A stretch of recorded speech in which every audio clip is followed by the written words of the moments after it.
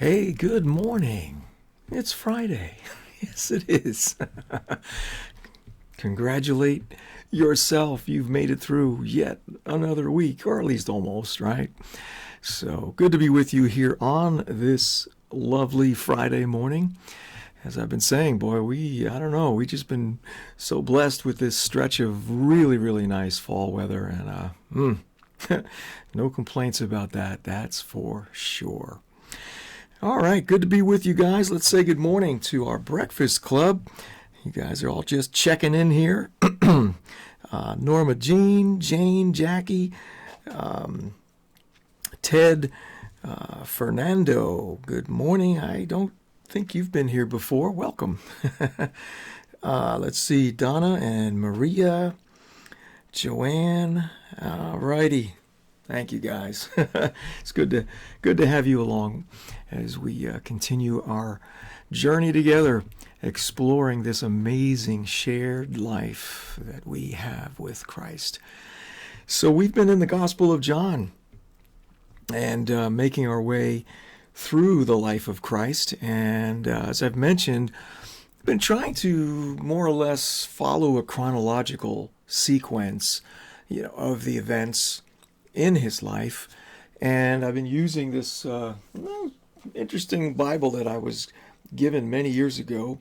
It's called the Seamless Bible, and it does take the gospel accounts and puts them in a chronology so that you can basically follow along as things unfolded as best that that they can determine the timing of the many different things that Jesus did. So today we launch into John chapter 9. We just finished up John 8. So much powerful stuff in John 8. If you missed any of those, head over to the Breakfast with Jesus 247 page, and when you have some time, you might want to catch up on those. So here in John chapter 9, oh my gosh, this is one of my favorite stories, but I seem to say that about all the stories. But really, this one is one of my favorites. And so it says here that as Jesus, passed by, he saw a man blind from birth. And his disciples asked him, saying, Rabbi, who sinned, this man or his parents, that he should be born blind? Jesus answered, It was neither that this man sinned nor his parents, but it was in order that the works of God might be displayed in him. We must work the works of him who sent me. As long as it is day, night is coming when no man can work. While I am in the world, I am the light of the world. When he had said this, he spat on the ground and made clay of the spittle and applied the clay to his eyes and said to him, Go, wash in the pool of Siloam, which is translated sent. And so he went away and washed and came back seeing. The neighbors, therefore, and those who previously saw him as a beggar were saying, Is not this the one who used to sit and beg? And then it goes on. We'll pick up the rest of this later on, probably tomorrow or the day after. But, oh my gosh, what a powerful situation here that we have before us. Because this scenario, this situation, exposes, I think, one of the most prevalent religious mindsets that all of us are prone to, have probably had, and probably still have. Let's just be flat out honest about this today, okay? Because when the disciples see this guy, right? And evidently this blind man was known, by the folks, in that part of town. Because the disciples, they asked the question, well, how did this happen? This is a guy who was born blind, right? And everybody knew that he had been born blind, and so, In those days, your only recourse was to become a beggar and hoping that people would have mercy on you to throw a few pennies your way so that you at least had something to live off of, right? So, they see this guy. Actually, Jesus saw him, which I think is so powerful. Jesus saw a man who was born blind. And that right there is so powerful, to realize that Jesus sees us in whatever state or condition that we're in. And knowing that he sees means he's also going to do something. He's not, in other words, it's not just, yeah, I see that. No. According to what we see here in this story, when Jesus sees us, it means something. It means that God is doing something about it. We got to agree. We got to believe it, right? We can't, stay apart from him in this. But his sight, his seeing of us is so important because it means he recognizes where we are, what's going on, and has already figured out what to do about it. Okay, that's number one. So Jesus sees this man blind from birth, and his disciples ask what I guess would have to be a normal question, because they're, with him all the time. They're seeing the miracles, people getting healed from blindness left and right. And so many of us would raise this question to God, or even maybe in our own conversations with others, right? Well, if God is good, why does he allow, why do these people, why are these folks born with all these congenital defects and other things that, are just so horrible? Why does God allow people to be born blind and all that? And the disciples, right, in their estimation, their understanding of all of this, well, obviously, people are being punished. That's literally what they're saying here. That, they're asking, so this man was born blind, so who's to blame? Who's to blame for this guy being born blind? Now, think about it from one standpoint, right? Who sinned that this man should be born blind? This man? Wait, what? How in the world could that man have sinned in the womb? I mean, think about it. It's just ludicrous, but this is the mindset.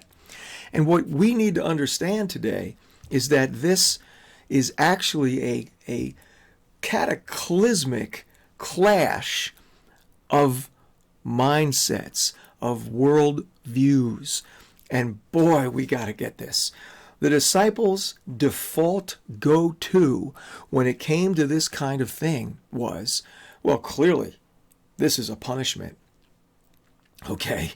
And as ridiculous as it is to say that this man did something, he sinned, in order to be born blind, that's what they believed. That these kinds of things were a punishment from God. Now, of course, the parents, that's a little bit more plausible in terms of, well, okay, if it's not him, it had to be the parents. The parents must have sinned. They must have done something so heinous that God punished them by making their son blind. What? Can you see, can you feel the kind of it's almost like it's an evil thing to say that God, this loving Heavenly Father that we have, would actually legislate or determine that a baby is going to be born with a defect because of the actions of the parents. Oh my gosh. That's child abuse.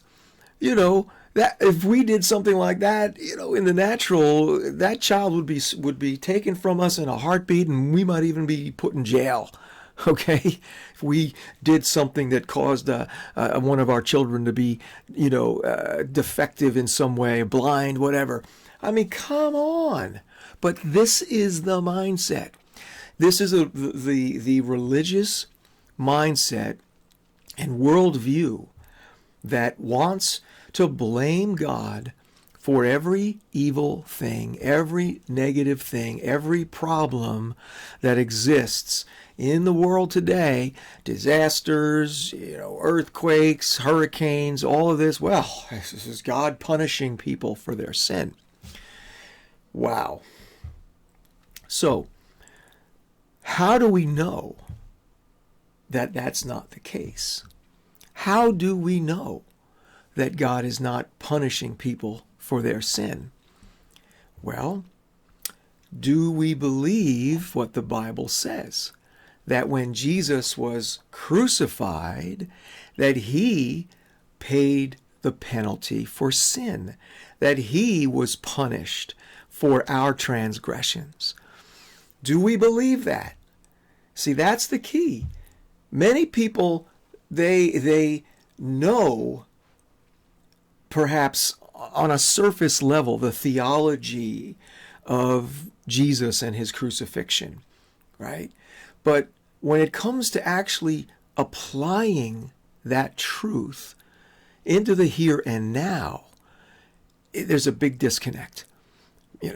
We all can rejoice and sing our worship songs about the blood of Jesus and how he, was the propitiation for our sins. He's the Lamb of God who takes away the sin of the world.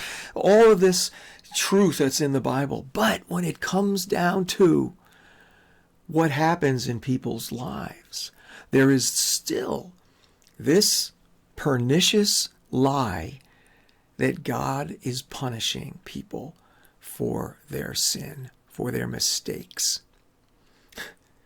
Well, Jesus is having none of it. He's having none of that, right? What does he say to them? No, it was neither that this man sinned nor his parents. It was, however, in order that the works of God might be displayed in him. Whew, now that is a radical change in perspective. Okay. Now, I find it interesting that he doesn't even go into some of the other possibilities, or not even possibilities, but other explanations here as to why this stuff happens. He doesn't talk about how through the fall of man, the human race became subject to the consequences of that fall and sin, and how it allowed for the enemy to implement his plan of death and destruction and sickness and disease and all these things. He doesn't even go into that, right? Now, he could have.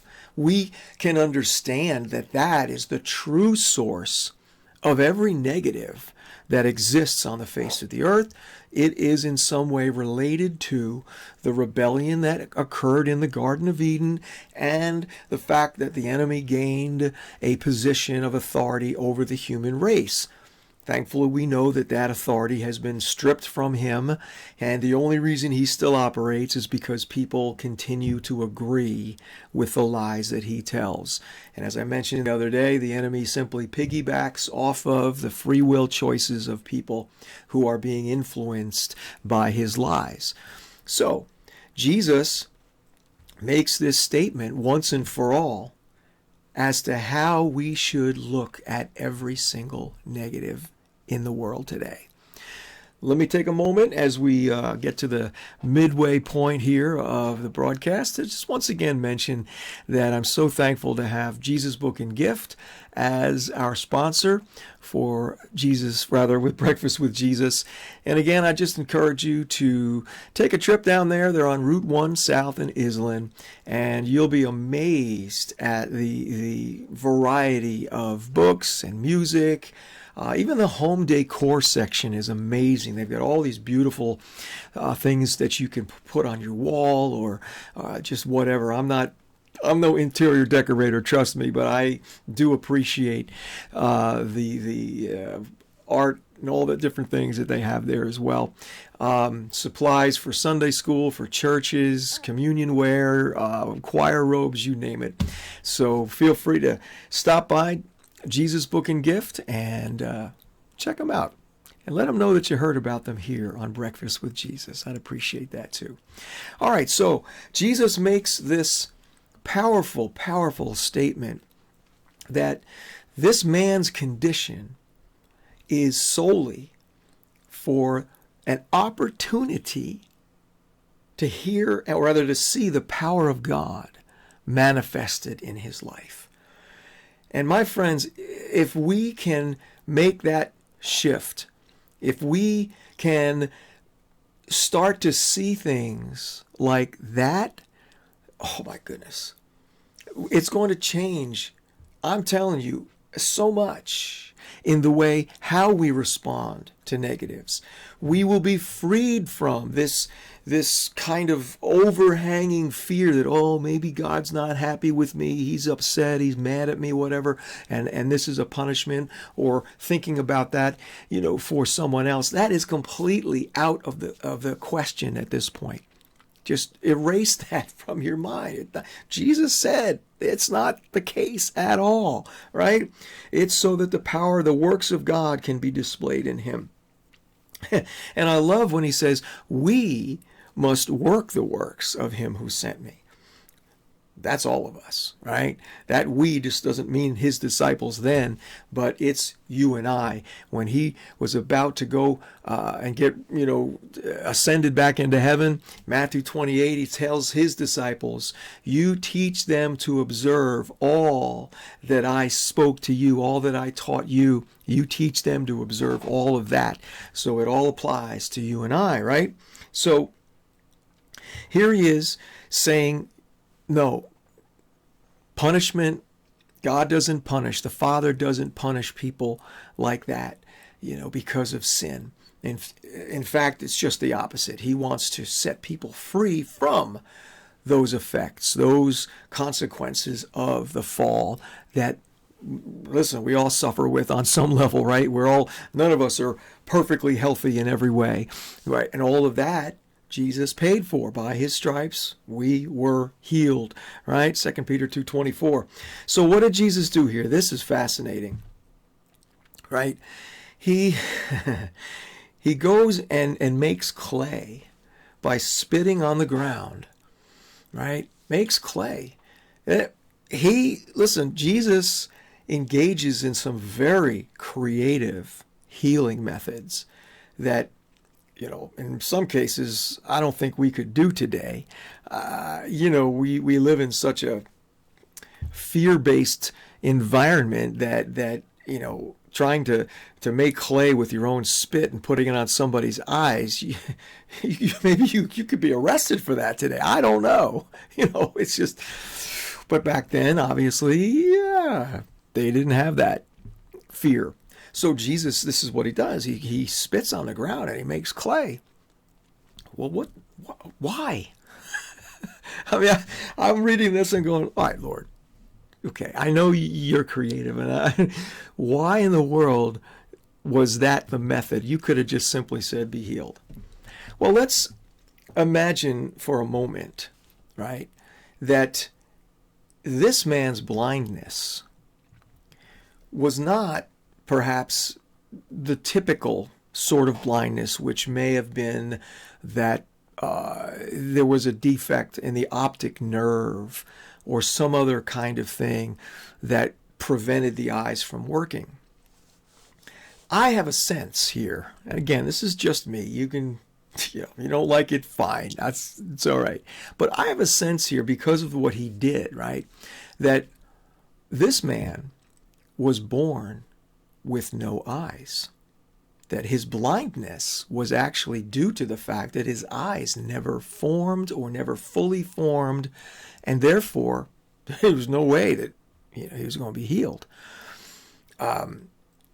in the typical way, restoring the ability of the parts.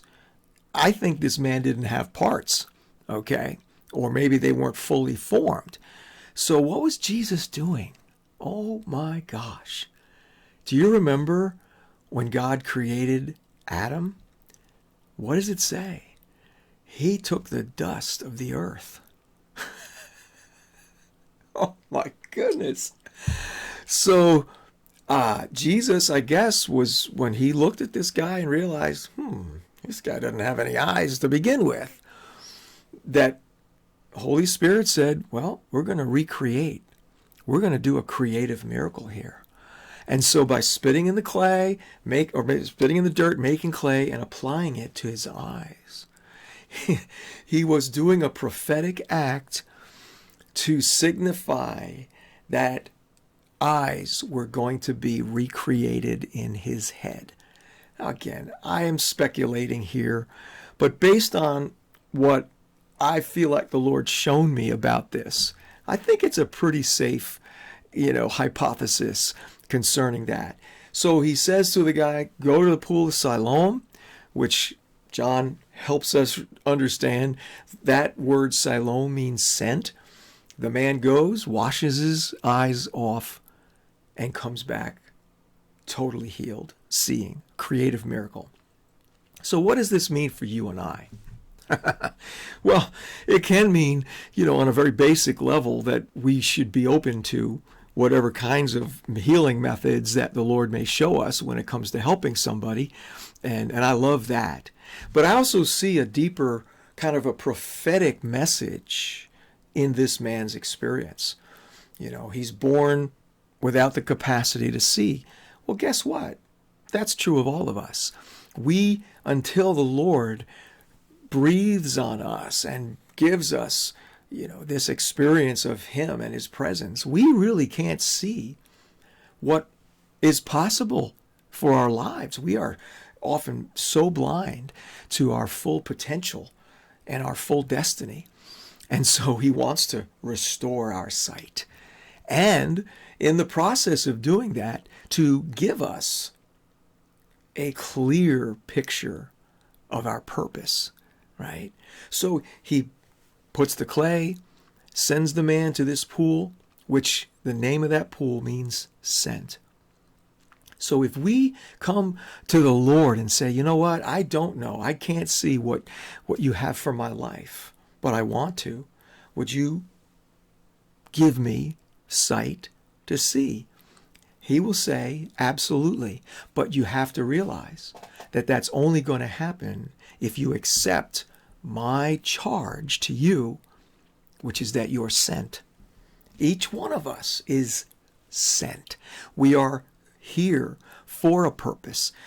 He's not going to simply entertain us with, pictures of a future that we're not willing to actively pursue and engage in, because the purpose for our lives is that we're sent. We are sent to do something that is significant, that is even world-changing for the people that we get to touch, that we get to help and bless, right? We get to be part of his creative abilities here on this earth. So we're sent for that reason. And so the Lord is saying, yeah, let me give you that sight. Let me show you what you're here for. If you say yes to this idea, to this truth, that you're here for a purpose, that you are sent to do something. The more I receive that, the greater my understanding and clarity concerning what he created me for, right?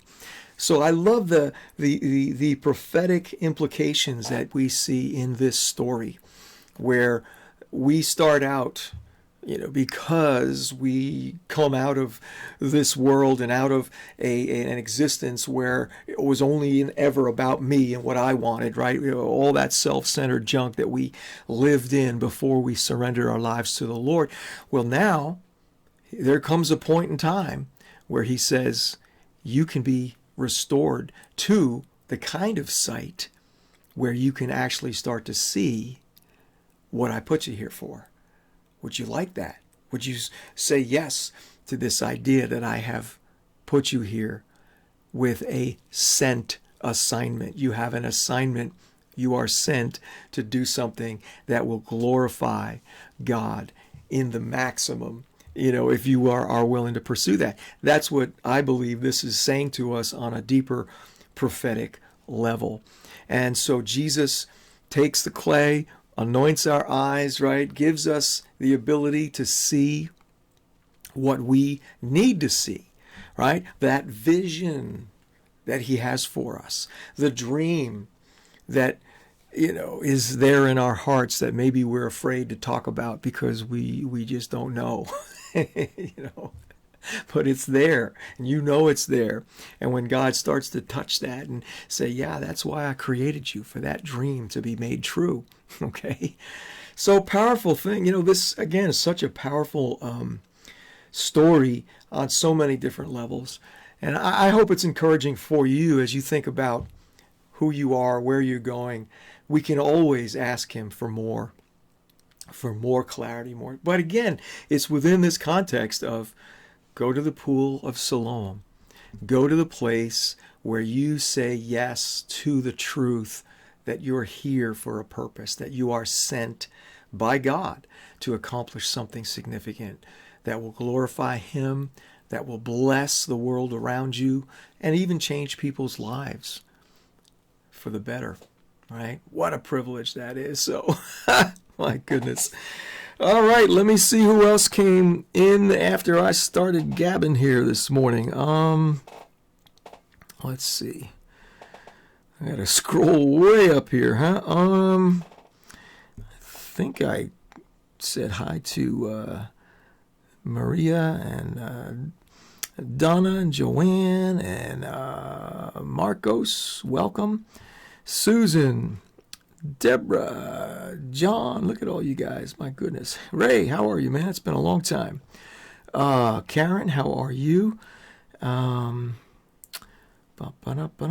Bill, yeah, happy Friday. Mark and Kevin, my goodness.